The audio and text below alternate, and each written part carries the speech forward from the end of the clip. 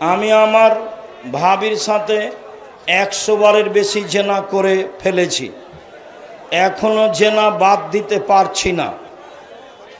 এখন আমার করণীয় কি?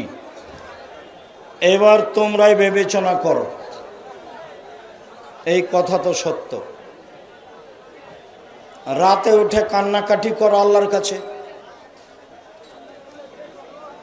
একবার পা পিছলে গেলে সেখান থেকে ভালো হওয়া খুব কঠিন। তোমার ভাবিকে হত্যা করে মেরে ফেলা ছাড়া পৃথিবীতে আল্লাহর আর কোনো বিধান নেই। তোমার ভাবি এত বড় পাপী, তোমার চরিত্র তুমি নিজেই বুঝছো। অতএব যুবক যুবতী যারা এখানে আছো, সাবধান, এই কথা যেন তোমাকে সংশোধন করে।